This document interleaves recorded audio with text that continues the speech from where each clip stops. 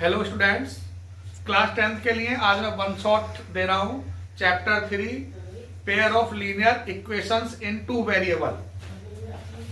अब linear equations का मतलब होता है कि जिनमें वेरिएबल है उसकी पावर 1 है। अगर पावर 2 है तो क्वाड्रेटिक हो जाती है, इसलिए पावर 1 में लीनियर बोलते हैं। अब वेरिएबल कितने होने चाहिए? 2। तो एक x वेरिएबल है और एक y। इक्वेशन होती है a1x plus b1y plus c1 equal 0। ध्यान रहे, अगर कोई लीनियर इक्वेशन में जब वेरिएबल 2 होते हैं तो इक्वेशन भी 2 होनी जरूरी है उनको सॉल्व करने के लिए। तो दूसरी इक्वेशन हो जाती है a2x plus b2y plus c2 equal 0। अब ये होगी आपकी लीनियर, क्योंकि यहाँ पर x और y की पावर क्या है? 1 है। a1 क्या है? x का कोफिशिएंट, b1 क्या है? y का कोफिशिएंट, c1 कांस्टेंट हो गया। ऐसे यहाँ पर सेम एज इट इज, ये आपके कोफिशिएंट्स हो गए और ये कांस्टेंट हो गया। अब इनको हम कंपेयर करके बता पाएंगे कि इनके सॉल्यूशन किस तरीके के हैं। एक क्वेश्चन इन्हीं के बेस्ड पर एग्जाम में आता भी है। a1 अपॉन a2 कंपेयर कर रहे हैं ऐसे कोफिशिएंट्स को, a1 a2 अगर नॉट इक्वल आए b1 b2 तो c1 c2 की आपको जरूरत नहीं है। अगर ये दोनों नॉट इक्वल आ जाए तो हम कहेंगे कि जो लाइन है ना वो इंटरसेक्ट करेंगी 1 पॉइंट पर। ये दो लाइन है, एक ये है एक ये, दोनों कहां कटेंगी? एक ही पॉइंट पर। इसी वजह से बोलते हैं कि इनका यूनिक सॉल्यूशन है या वन सॉल्यूशन है। इन्हीं को हम बोलते हैं इंटरसेक्टिंग एट 1 पॉइंट, यानी एक ही पॉइंट पर ये इंटरसेक्ट कर रहे हैं। तीनों का मतलब एक है, यहाँ कंसिस्टेंट लाइन है। जहां पर सॉल्यूशन निकल गया वो लाइन कैसी हो गई? कंसिस्टेंट हो जाती है। ऐसे फिर कंपेयर करते हैं, a1 a2 b1 b2 not equal c1 c2 आ जाए तो हम कहेंगे इसके नो सॉल्यूशन, यानी कोई सॉल्यूशन नहीं है। क्यों नहीं है? क्योंकि ये लाइन पैरेलल होती है। पैरेलल का मतलब क्या है? ये लाइन की जो बीच में डिस्टेंस सेम चलता रहेगा, आगे बढ़ता रहेगा, लेकिन ये कहीं भी इंटरसेक्ट नहीं करेंगी। और जो लाइन इंटरसेक्ट नहीं करेंगी उनको बोलते हैं इनकंसिस्टेंट। ठीक, ऐसे ही थर्ड a1 a2 कंपेयर कर रहे हैं b1 b2 और c1 c2। अगर तीनों ही इक्वल आ जाए तो इनके जो सॉल्यूशन है वो बनते हैं इंफिनिटी सॉल्यूशन। क्यों बोलते हैं? क्योंकि ये लाइन होती है कोइंसिडेंट लाइन। कोइंसिडेंट का मतलब एक लाइन के ऊपर से ही दूसरी गुजर जाती है इंटरसेक्ट करते हुए, पता भी नहीं चलेगा, यानी कि एक के ऊपर एक लाइन होती है। तो इसलिए उनको बोल देते हैं कोइंसिडेंट लाइन, और वो मैनी पॉइंट पर इंटरसेक्ट करती है, इसलिए उनके मैनी सॉल्यूशन हो जाते हैं। और इनको हम कंसिस्टेंट क्यों कहते हैं? क्योंकि सॉल्यूशन तो आ ही रहे हैं, मैनी आए या वन आए, इसलिए वो कंसिस्टेंट लाइन हो जाती है। अब मैं आपको एक बहुत ही इंपॉर्टेंट क्वेश्चन करा रहा हूं जो ग्राफिकली बेस्ड एग्जाम में आता है। क्वेश्चन है, ये इंपॉर्टेंट क्वेश्चन है एग्जाम के लिए, आपके लिए। Draw the graph of the equation this and this. ये दो इक्वेशन है, ग्राफ बनाना है। Determine the coordinates of the vertices of the triangle form by the lines and x axis. मतलब लाइन और एक्स एक्सिस पे जो भी ट्रायंगल बनेगा उसके आपको कोऑर्डिनेट फाइंड करने हैं, शेड और उसका रीजन जो है शेड करना है, और इसका आप एरिया भी फाइंड कर सकते हैं। तो क्वेश्चन ये है आपका x minus Y plus 1 equal 0। पहले हम यहाँ पर वैल्यू पुट करेंगे। तो पहले आपने x को 0 पुट किया इसके अंदर, तो 0 माइनस वाई प्लस 1 इक्वल 0, या माइनस 1 रह गया, y 1 है प्लस 1 है, इधर आके माइनस हो गया, माइनस से माइनस कैंसिल, y की वैल्यू 1 आ गई, तो 0 पे क्या आ गई? 1। ऐसे एग्जैक्टली ध्यान रख देंगे, x को अगर हमने y को 0 रखा इस बार तो x माइनस 1 आ गया, फिर x को हमने 1 पुट करा है, ऐसे हमने वैल्यू पुट कर दी है। तो 1 पुट किया तो 1 माइनस वाई प्लस 1, 1 और 1 2 होता है, तो y इधर चला जाएगा, 2 इक्वल y, यानी कि y की वैल्यू 2 आ गई। ऐसे सेम दूसरे इक्वेशन में एक बार 0 रखा x को तो y 6 आ गया, और y को जो रखा तो x 6 आ जाएगा, और 2 पे ये 3 आ रही है। वैल्यू मैंने रख दी है यहाँ पर, आप देख लेना। अब मैं यहाँ पे ग्राफ बना रहा हूँ आपका, इसका और इसका, और जहां ये इंटरसेक्ट करेंगे x एक्सिस के साथ में वो ट्रायंगल बनेगा, उसके आपको क्या बताना है? कोऑर्डिनेट निकालने हैं और शेड करना है। तो पहले 0 पे 1, तो x आपका 0 ये रहा और x 1 ये रहा, यानी कि y की वैल्यू 1 है। माइनस 1 पे 0, x की वैल्यू माइनस 1 और y पे 0, 2 पॉइंट आ गए। अगर एक ही लाइन पर 3 पॉइंट हो जाएं तो समझ लो आपने पॉइंट ठीक पुट करे हैं, इसलिए तीसरा पॉइंट होना भी जरूरी है। अब x का 1 और y पे 2, तो x1 y2 ये आगे देखो एक लाइन पे आ रहे हैं ना ये, तो इसका मतलब आपने पॉइंट करेक्ट पुट करे और एक लाइन इससे मिलाते हुए आप ड्रॉ कर देंगे ऊपर नीचे। ग्राफ पे आएगा आपका, तो ग्राफ कॉपी मिलेगी वहां, तो वो आप आराम से पॉइंट बिल्कुल यहाँ पे 1 सेंटीमीटर पे निशान होंगे आपके। इधर आपकी पॉजिटिव वैल्यू होती है x पर, इधर नेगेटिव, ऐसी y पे ऊपर पॉजिटिव और नीचे नेगेटिव। ये x एक्सिस होती है और ये y एक्सिस होती है। कोऑर्डिनेट आपके आगे इसके ऐसे सेम यहाँ पर x पे 0, y पे 6, तो 0 पर 6 ये पॉइंट आ गया, यहाँ ऊपर नीचे हो सकते हैं, मैंने अंदाजे से लगाए साहब, लेकिन ग्राफ कॉपी पे परफेक्ट होता है। x4 y0 ये आ गया जी। हम चाहे तो इन दोनों को मिला के खींच दें, लेकिन तीसरा भी देखो 2 पे 3 तो 2 1 2 3 इस तरह से है। तो तीनों पॉइंट आ रहे हैं आपके, और इनको आप मिलाते हुए खींच दीजिए। अब आपको देखना है कि इनका इंटरसेक्शन कहां हुआ। अब इनका नाम दे दो, ये A B C। तो ये तो आपका क्लियर है। इस P के कोऑर्डिनेट कितने हैं, x पे कितना चला -1, तो -1 0। इधर आपका 4 पे क्या है 4 0। अब ये देखना है इसका पॉइंट क्या आता है, तो जहां काटेंगे वही आपके पॉइंट ग्राफ पे तो आपको पता चल जाएगा। यहाँ बोर्ड है तो इसके लिए देखो 3 पे ही काट रहा है ये, तो x पे 2 और y पे 3, तो 3 2 आ जाएंगे। यानी कि और एक बार इसका हम पुट करके देख लेते हैं, x पे 2 y पे 3 -1 +1 0। हाँ, तो 2 और 3 ही इसके कोऑर्डिनेट है। देखो 2 पे चल के 3 पे काट रहा है, ठीक है, ये आ गया आपका 2 3। अब इनको हम शेड कर लेते हैं। शेड के लिए बोला उसने, पॉइंट तो सारे आ गए आपके, इसको शेड कर दो। ये ट्रायंगल बन गया आपका ABC। इतना इसने बोला है कि कोऑर्डिनेट बता दो ABC के, तो A के कोऑर्डिनेट है आपके 2 3। इनको इंटरसेक्ट भी करा सकते थे, वो आगे सिखाएंगे, लेकिन ग्राफ पे तो आपको यही पता चल जाएगा कि x पे कितना चला, y पे कितना चला, वही आपके कोऑर्डिनेट है। अब B के -1 0 है और C के आपके 4 0 है। अब इसका अगर आपसे एक पॉइंट एक्स्ट्रा पूछ लूं, एरिया भी फाइंड करिए। Find area of triangle also, यही पूछ लेता है, तो यह एरिया का फॉर्मूला लग जाएगा। एरिया ऑफ ट्रायंगल होता है 1/2 बेस इनटू हाइट।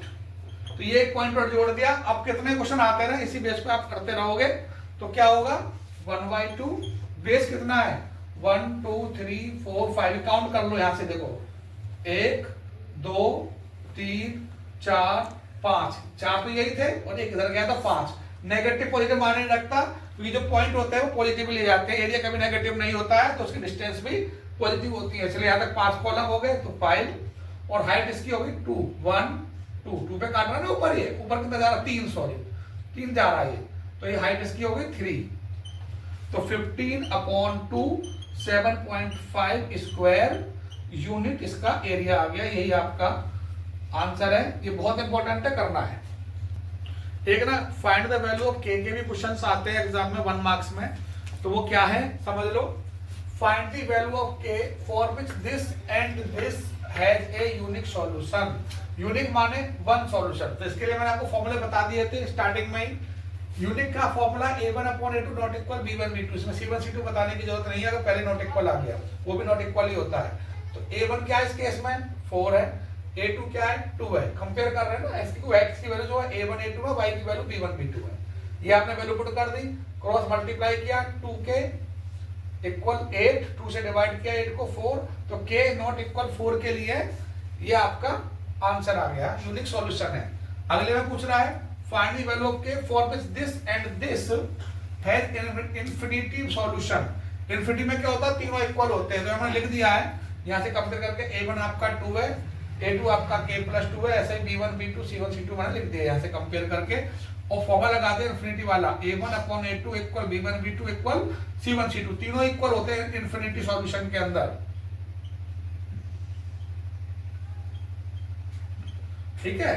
इन्फिनिटी बोल रहा है, इस केस में क्या बोल रहा था, यूनिक सॉल्यूशन बोल रहा था, तो यूनिक वाला लगा दिया आपने। अब a1 की वैल्यू क्या दिया कंपेयर करने पे 2 दिया है, ये k+2, ऐसे b1 b2 और ये c1 c2 पुट कर दिए।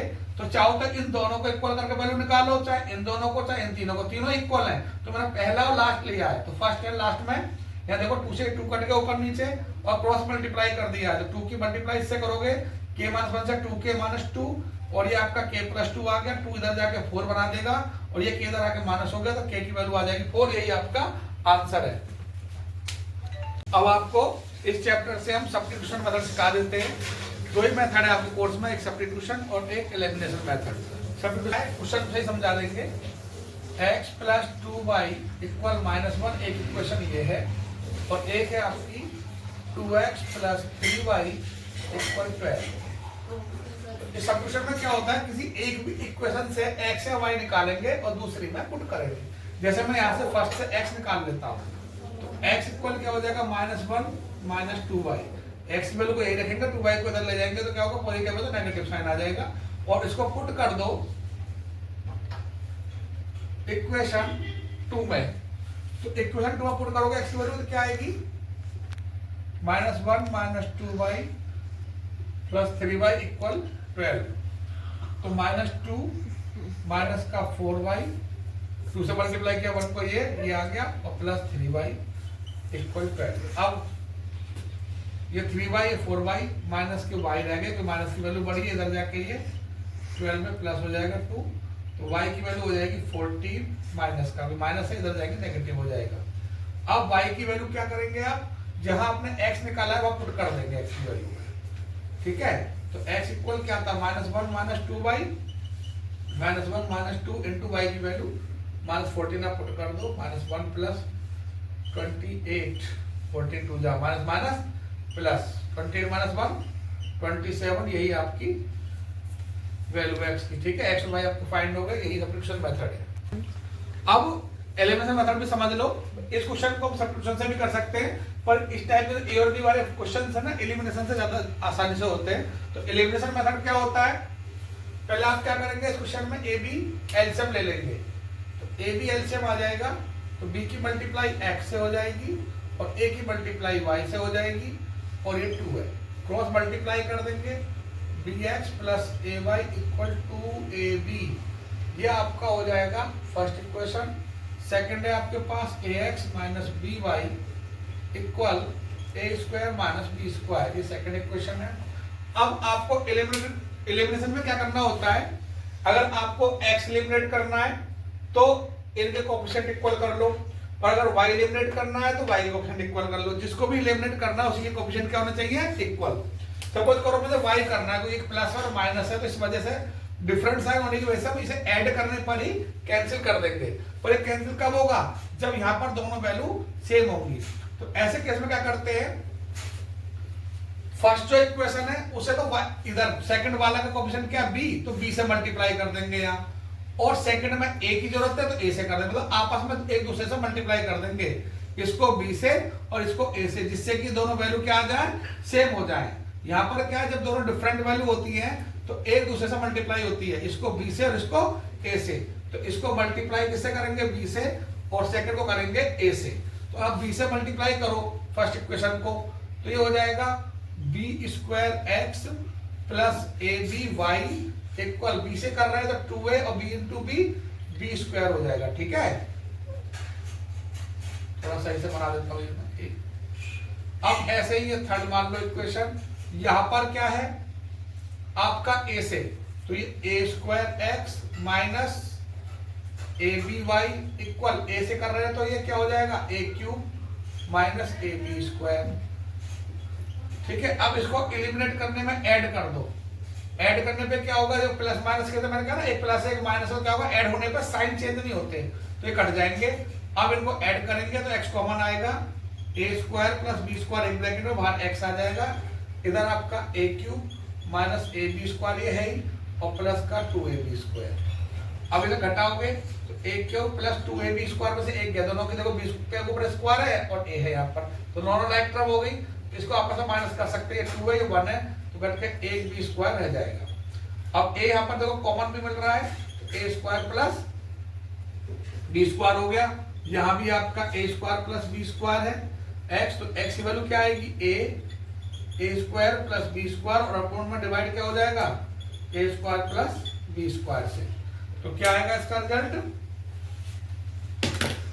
डिवाइड होने के बाद ये पूरा कट गया, पूरी की पूरी वैल्यू, तो ये कटने पे क्या बचेगा, सिर्फ a बचेगा, तो x की वैल्यू आपकी a आ गई, ठीक है। अब आपको क्या करना है, जो x की वैल्यू a आई है उसे फर्स्ट इक्वेशन पुट कर देंगे आप, तो आपको y मिल जाएगा, तो मैं यही निकाल देता हूं, तो b इंटू x की जगह क्या रख दोगे, a रख देंगे, plus ay equal to ab, अब ab इधर जाके चला जाएगा, तो ay equal to 2ab minus ab, cut के एक ab बच गया, a से डिवाइड कर दो y, तो a से कट के तो y की वैल्यू b आ गई, यही आपका आंसर है एक्स वाई की वैल्यू आपकी। अब आपके पास एक क्वेश्चन है, एक सॉल्व करना है x plus Y equal 3 and ये इन दोनों को सॉल्व का मतलब x और y की वैल्यू फाइंड करनी है आपको। कोई मेथड नहीं लिखा है, तो चाहे आप सब्स्टिट्यूशन से करें या एलिमिनेशन से, एक ही बात है। And hence find the value of m। इसी वजह से ये इंपॉर्टेंट क्वेश्चन हो जाता है कि इस टाइप के क्वेश्चन एग्जाम में आते हैं कि m फाइंड करो for which y equal to this. अगर y की वैल्यू ये है तो क्या करना है आपको, पहले इन दोनों से x और y फाइंड कर लेंगे और उसको x और y की जगह पुट करके m आपका फाइंड हो जाएगा। ये आपका तरीका है। तो पहले देखो क्या है, x प्लस वाई इक्वल 3, ये पहली इक्वेशन है, और 2x प्लस 5y इक्वल 12, ये सेकंड है। अब क्या करना है कि इनको एलिमिनेशन से कर सकते हैं या सब्स्टिट्यूशन से, आपके चॉइस है। मैं एलिमिनेशन से कर रहा हूं। x एलिमिनेट करना है तो x के कोएफिशिएंट सेम करूंगा, y करना है तो y को। तो अब यहाँ पर x सेम करने के लिए अगर मैं चाहता हूं तो 2 है और यहाँ सिर्फ 1 है। अगर मैं पहली इक्वेशन को 2 से मल्टीप्लाई कर दूं, मल्टीप्लाई बाई 2, तो ये 2x हो जाएगा। सेम होने पर इसको हम एलिमिनेट कर सकते हैं, ये एलिमिनेशन में हमें ध्यान रखना है। तो लिखेंगे क्या, मल्टीप्लाई बाई 2 इन इक्वेशन 1।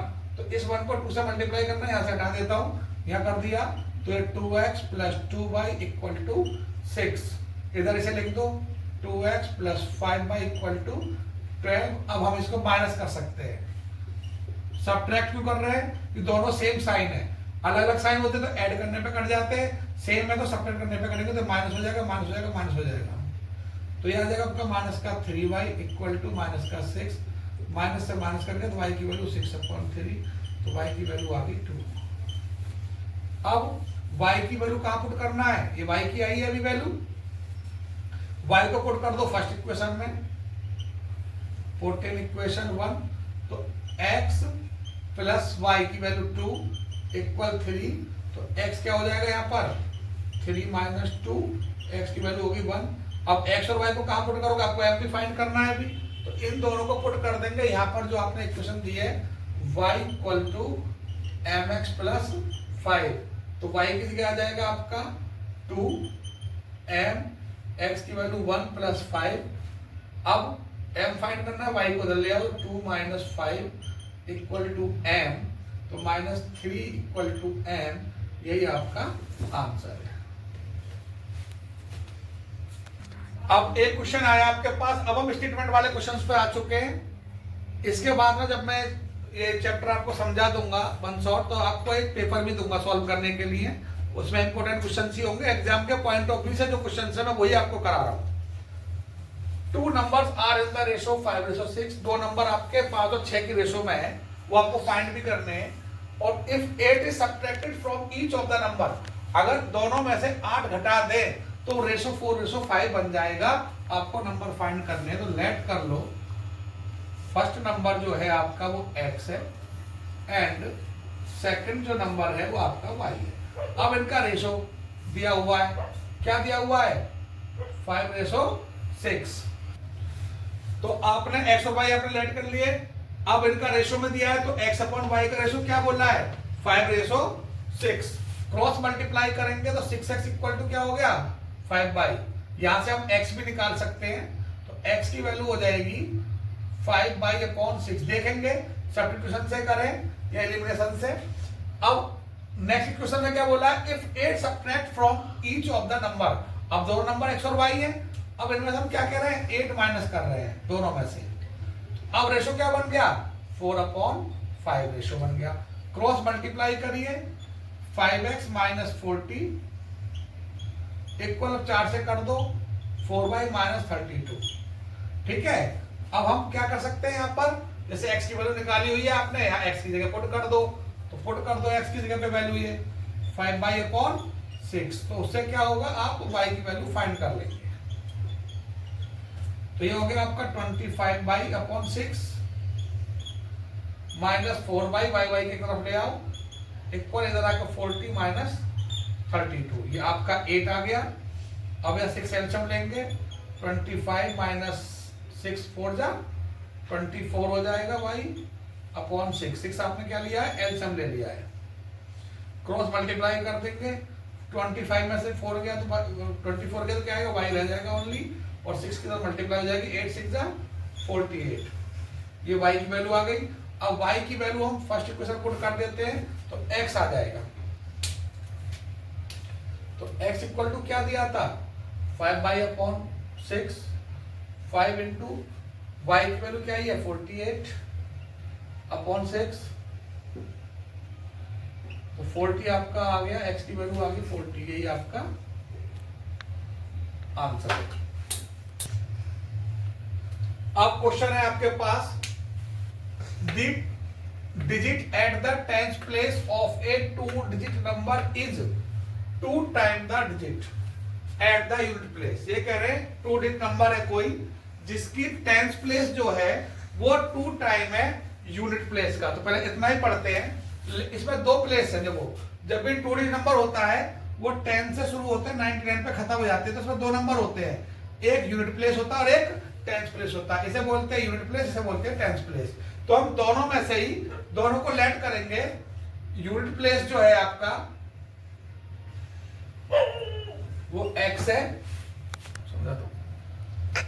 तो आपने यूनिट प्लेस को x लेट कर लिया, टेंस प्लेस को y लेट कर लिया। दोनों डिजिट में 2 डिजिट नंबर हो जाएगा आपका 10y प्लस x। कैसे हुआ? टेंस प्लेस को 10 से मल्टीप्लाई कर दो, यूनिट प्लेस को ऐड कर दो, तो 2 डिजिट का नंबर आपका बन जाता है। अब अकॉर्डिंग टू क्वेश्चन क्या कहा जा रहा है यहां कि place of A 2 digit number is 2 time the digit at the unit place. यानी कि जो टेंस प्लेस है 2 डिजिट नंबर का वो यूनिट प्लेस से 2 टाइम है। According to question 10 place y है, यूनिट प्लेस x है। अब ये 2 टाइम है, तो अगर मैं x का 2 टाइम कर दूं तो दोनों इक्वल हो जाएंगे। हमारा काम क्या है? इक्वल करना। तो हमें मल्टीप्लाई उससे करना जो छोटा है। अब 10 प्लेस बड़ा है और यूनिट प्लेस छोटा बोल दिया उसने, तो 2 टाइम 10 प्लेस बोला था, तो इसलिए हम किसका करेंगे? यूनिट प्लेस का करेंगे, जिससे कि वो दोनों इक्वल हो जाए। तो एक इक्वेशन तो आपकी यही बन गई। अब आगे क्या बोल रहा है, आगे पढ़ लेते हैं। The number form by reversing the digit, मतलब डिजिटों को रिवर्स करके नंबर बताना है। तो the number reversing the digit क्या बनेगा? रिवर्स करके नंबर बन जाएगा आपका। इसको रिवर्स कर दो, यानी कि x को y के प्लेस पर, y को x के प्लेस पर, तो नंबर बन गया 10x प्लस y। ये जो है वो 27 लेस देन है ओरिजिनल नंबर से। और ओरिजिनल नंबर क्या है आपका? दिस। तो अकॉर्डिंग टू क्वेश्चन फिर यहां आ जाइए, ये आपका रिवर्स वाला नंबर 10y प्लस x है और ओरिजिनल नंबर जो है आपका कितना है? नहीं, ये ओरिजिनल नंबर है, सॉरी 10y प्लस x और रिवर्स करके आ रहा है 10x प्लस y। अब ये नंबर ओरिजिनल से 27 कम है, ये कम है, तो इसमें 27 ऐड कर दो तो दोनों इक्वल हो जाएंगे। क्योंकि हमें ध्यान रखना जो कम है उसी में ऐड करना है ना? मल्टीप्लाई बोल रहा है तो दूसरी तरफ ही मल्टीप्लाई करना है। अब इनको एक तरफ ले आओ, 10y minus y plus x minus 10x equal 27। अब ये आ गया 9y, ये आ गया 9x इक्वल 27।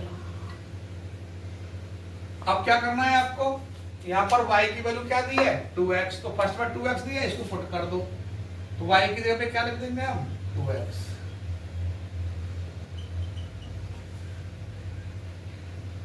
तो 18x आ गया और 18 में से 9 गया तो 9x आ गया। x क्या आएगा? 9 से डिवाइड कर दो 27 को, तो 3 आ जाएगा। x की वैल्यू आ गई 3 और x की वैल्यू 3 कहां पुट कर दो? पहले इक्वेशन में। तो y इक्वल 2 इंटू 3,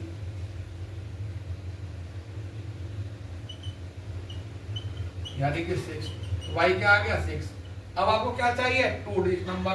तो 2 डिजिट नंबर क्या हो गया? 10y plus x। तो 10y की वैल्यू 6 है, x की वैल्यू 3 है, तो 60 प्लस 3 63, ये आपका आंसर आ गया। अब ये भी इंपॉर्टेंट एक क्वेश्चन कराने जा रहा हूं, ये बड़ा समझने का ट्रिकी हल्का सा इंपॉर्टेंट क्वेश्चन है, इसी वजह से ये। The age of the father is twice the sum of the ages of his children। यानी कि 2 चिल्ड्रन है, चिल्ड्रन है 2, उनकी एज के सम का ट्वाइस करें तो फादर की एज है। 2 चिल्ड्रन है, उनकी एज का सम।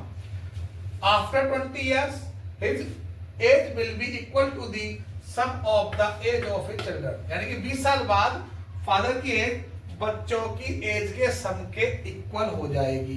तो पहले इनकी प्रेजेंट एज लेट कर लो, let the sum of the children, वो भी कौन सी age, sum of, let the sum of the ages, ठीक है, हिज चिल्ड्रन एक्स ईयर्स, ये प्रेजेंट एज माननी है। कौन सी एज, प्रेजेंट एज। और एज ऑफ फादर कितनी है, वाई की, ये भी प्रेजेंट एज ही है, ठीक है, वाई है।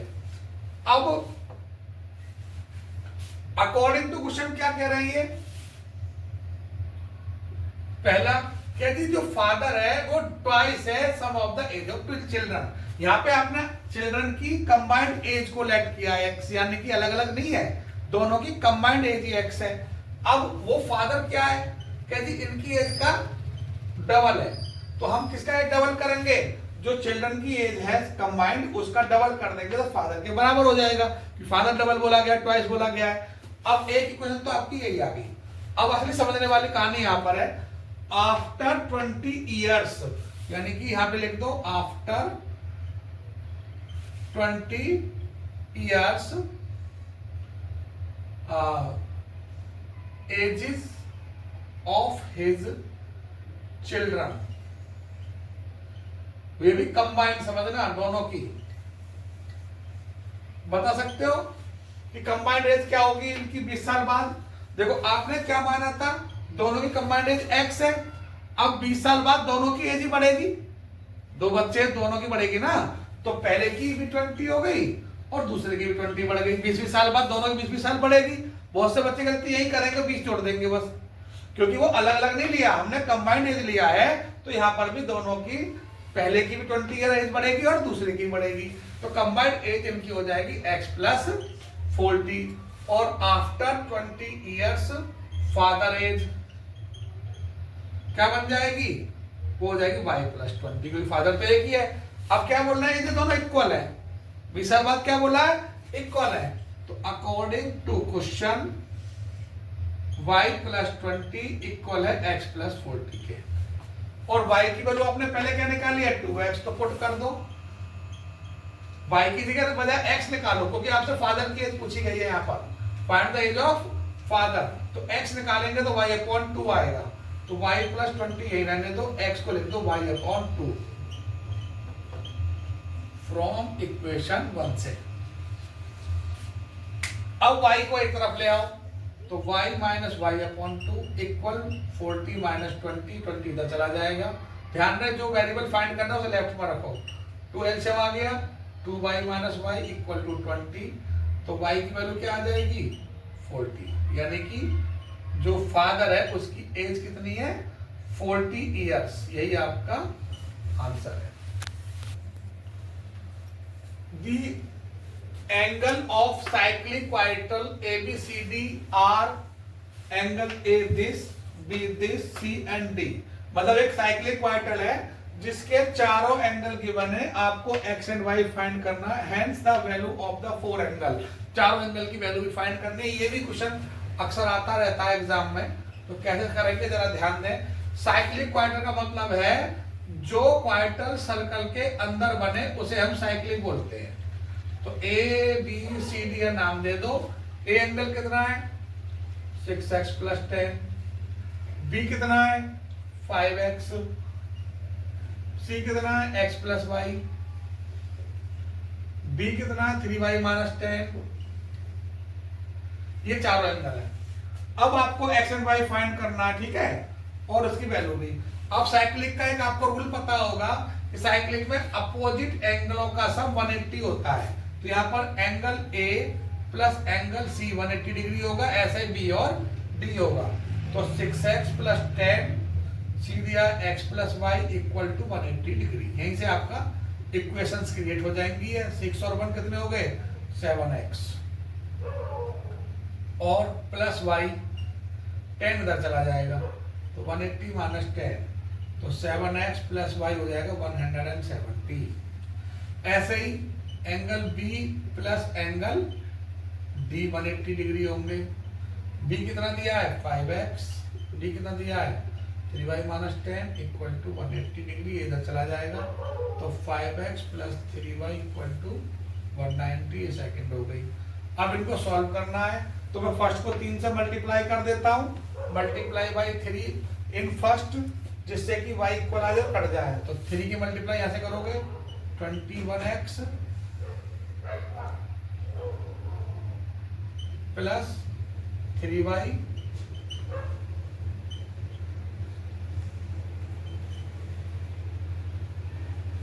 अब इन्हें सॉल्व करने में माइनस करने पे कट जाएंगे, y से y 21 11 में 5 गया 6 1 16y आगे माइनस के, क्योंकि 16x आगे, ठीक है ना, ये माइनस का बड़ा है, इधर भी माइनस का ही बचेगा 320, तो x की value minus 320 upon minus 16, minus से माइनस कर गया 16 से 2 20, तो x की वैल्यू आ गई 20, और x की वैल्यू अगर 20 आ गई तो y भी फाइंड करना है अभी, तो इसके लिए हम यहाँ पर पुट कर देते हैं, फर्स्ट सेकंड किसी में भी रख सकते हैं हम, तो फर्स्ट में रख देते हैं 7 into 20 पुट कर दिया x equal 20 in equation 1 plus y equal to 170 दिया ना ये। अब y की वैल्यू क्या आ जाएगी 170 माइनस 140, तो ये 30 आ जाएगा y। अब आपको चारों एंगल भी चाहिए, तो एंगल ए क्या होगा, ए क्या था, ए है आपका 6x प्लस 10, तो अब x की वैल्यू क्या निकालिए 20, यहाँ रख दो 10, तो ये आ जाएगा 120 प्लस 10 130 डिग्री आ गया, ठीक है। अच्छा जी, ऐसे b निकाल दो, b आपका दिया हुआ था 5x, तो ये 5 into 20, तो ये 100 आ जाएगा। c निकाल दो, c क्या है x प्लस वाई, तो x कितना निकाला था 20, y कितना निकाला 30, 50 आ जाएगा। ऐसे ही d निकाल दो, ठीक है, d कितना है 3y माइनस 10, 3 इंटू वाई कितना है 30 माइनस 10, 80 डिग्री आ जाएगा, यही आपके आंसर हैं। अब ये क्वेश्चन देखो, there are some students in the 2 examination halls A and B, A और बी 2 एग्जामिनेशन हॉल हैं, वहां पर कुछ स्टूडेंट्स हैं, दोनों में, ए में भी है कुछ बी में है। To make the number of student equal in each hall, तो ईच हॉल में नंबर ऑफ स्टूडेंट इक्वल करने हैं, तो क्या करा, इक्वल बनाने के लिए 10 students are sent from A to B, तो हमने ए से बी में 10 स्टूडेंट भेज दिए। अभी हम यही तक पढ़ लेते हैं और समझते हैं, 2 हॉल है ए और बी, दोनों में कुछ स्टूडेंट है, नहीं पता कितने, लेट कर दो, तो let number of students in hall A X, number of students in hall B Y. अब क्या कह रहे हैं, 10 स्टूडेंट हमने ए से बी में भेजे हैं, ए टू बी, तो लेट क्या करेंगे, when 10 students sent A to B, अब A to B में जब भेजेंगे तो A में कितने होंगे, number of students in A,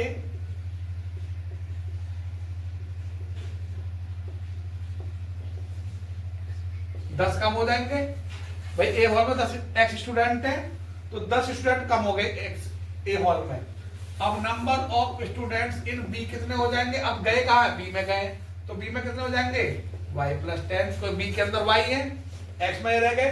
according to question क्या कह रहा है, ये दोनों में इक्वल हो गए, दोनों को इक्वल करना है। अब y को इधर ले आओ, x माइनस वाई, 10 को इधर ले जाओ, 10 प्लस 10, तो x minus Y equal to 20, ये आपकी एक इक्वेशन आ गई। अगली बार में क्या कह रहा है, but if 20 students are sent from b to a, अब b से a में भेज रहे हैं, व्हेन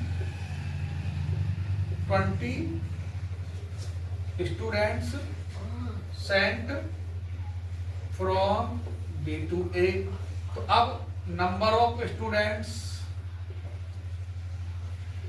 A में कितने हो गए x plus 20, number of students B में कितने रह गए, 20 गए, यहां से B से A में गए। अब अकॉर्डिंग टू क्वेश्चन क्या कहा जा रहा है, क्या जी ए में डबल हो गए, अब ए बिकम डबल। तो ए में कितने x प्लस 20, बी में कितने y माइनस 20, तो ये डबल हुए हैं, तो डबल से मल्टीप्लाई किसको करेंगे, बी वाले होल को करेंगे, दोनों इक्वल करने के लिए x plus 20 equal to 2y minus 40। अब यहाँ पर x माइनस 2y इधर ले आइए, माइनस 40 है ये, इधर 20 जाके ये भी माइनस का हो जाएगा, तो x minus 2y equal to minus 60, ये सेकेंड इक्वेशन हो गई। अब इनको सॉल्व कर लेते हैं यहाँ पर, तो x minus Y equal to 20, x minus 2y equal to minus 60 है। अब क्या करना है, दोनों को एलिमिनेट कर देते हैं, x के इक्वल है, तो यहाँ पर माइनस करने पर, यानी कि हम सब्ट्रैक्ट कर रहे हैं, तो माइनस करने पे माइनस हो जाएगा, प्लस हो जाएगा, और ये भी प्लस हो जाएगा। x कट गया, 2y में से 1y गए, प्लस का हो चुका है, y बचेगा 60 और 20, अभी ये भी प्लस का हो चुका है 80, तो y होल में हो गए 80 स्टूडेंट्स। अब y की वैल्यू कहाँ पुट कर दो, फर्स्ट में पुट कर दो, पुट इन इक्वेशन 1, तो x माइनस 80 इक्वल टू 20, तो x होल में हो जाएंगे 20 प्लस 80 यानी कि 100 स्टूडेंट्स, और यही आपके आंसर है कि x और y में कितने स्टूडेंट्स होंगे। अब एक और क्वेश्चन ले लेते हैं, इस क्वेश्चन के बाद में मैं आपको कुछ इंपॉर्टेंट क्वेश्चंस के लिए सैंपल पेपर बना के दूंगा और वही एग्जाम में करके जाने हैं। अगर आपको वो क्वेश्चन नहीं आते हैं तो क्या करना है, आपको कमेंट बॉक्स में क्वेश्चन नंबर डालना है सैंपल पेपर का, और उसका आंसर मैं आप तक पहुंचा दूंगा, ठीक है। अब इसे देख लेते हैं। The taxi charges in A city comprise of a fix charge together with the charge for the distance covered. ये कह रहे हैं एक सिटी के अंदर जो टैक्सी चलाते हैं उसमें दो तरह के चार्ज है, फिक्स चार्ज के साथ में वेरिएबल चार्ज। वेरिएबल माने किलोमीटर वाइज आप जितनी डिस्टेंस कवर करोगे उतना आपको पे करना। तो दो तरह के चार्जेस में हम क्या करते हैं, लेट कर लेते हैं। फिक्स्ड चार्जेस जो है वो x है और चार्जेस पर किलोमीटर y है। अब ये कह रहे हैं एक सिटी में आपने 10 किलोमीटर की जर्नी की है और आपने चार्ज पे किया 75, तो अकॉर्डिंग टू क्वेश्चन आप जब चलेंगे तो फिक्स चार्ज तो आपको देना ही है, साथ में पर किलोमीटर के हिसाब से अगर y है और आप जाते हैं 10 किलोमीटर तो आप पे करेंगे 10y। 1 किलोमीटर का चार्ज y है तो 10 का 10y और फिक्स चार्जेस में ऐड कर देंगे और टोटल हो गया 75 आपका। ये आपकी पहली क्वेश्चन बन गई। ऐसे ही बोल रहे हैं अगर वो 15 किलोमीटर चलते हैं तो वो क्या चार्ज पे कर रहे हैं, 110 रुपए। According to question x plus 15y हो जाएगा। वो कितना पे कर रहे हैं, 110 रुपए। ये सेकंड है। इन दोनों को सॉल्व कर लेंगे x और y के लिए और बाद में आपको 25 किलोमीटर का फाइंड करना है। यानी कि आपको फाइंड क्या करना है, चार्जेस फॉर 25 किलोमीटर। तो x प्लस 25y बनेगा। अब उसे निकालने के लिए क्या करोगे, x और y की वैल्यू यहां से निकाल के यहां पुट करोगे तो 25 किलोमीटर के चार्जेस आपके आ जाएंगे। समझ में आ रहा होगा आप लोगों को। अब मैं इसको एलिमिनेशन मेथड से कर देता हूं। x सेम है तो सब्ट्रैक्ट कर दो, सब्ट्रैक्ट करने पे माइनस ये माइनस ये माइनस ये कैंसिल हो गए। 15 में से 10 गया तो माइनस का 5y आ जाएगा और ये माइनस का 35 आ जाएगा। तो y की वैल्यू माइनस से माइनस कर गया 35/5 7, तो y की वैल्यू आ जाएगी 7। अब y की वैल्यू आप फर्स्ट पे पुट कर दो,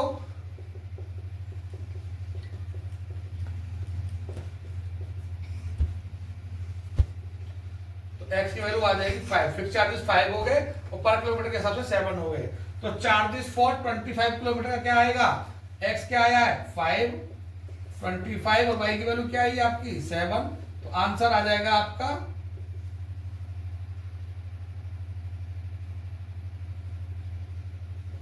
180 रुपीज। ये 25 किलोमीटर के चार्जेस आपके कितने आ गए 180। यही आपका आंसर है। ऐसे 10th क्लास के स्टूडेंट्स आपको मेरे वन शॉट लेक्चर आगे भी मिलते रहेंगे। एग्जाम से पहले भी हम मिलेंगे। ठीक है, उसमें हम क्या करेंगे, आपके सैंपल पेपर्स कराएंगे, इंपोर्टेंट क्वेश्चंस कराएंगे। अभी भी हम इंपोर्टेंट ही करा रहे हैं, आप इतना ही करके जाएंगे एग्जाम में, अच्छे से करके जाएंगे तो आप बहुत अच्छे से फुल पेपर आप अटेम्प्ट कर पाएंगे। ओके, अगर मेरा वीडियो आपको अच्छा लगा है तो लाइक एंड शेयर कर देना। Thank you.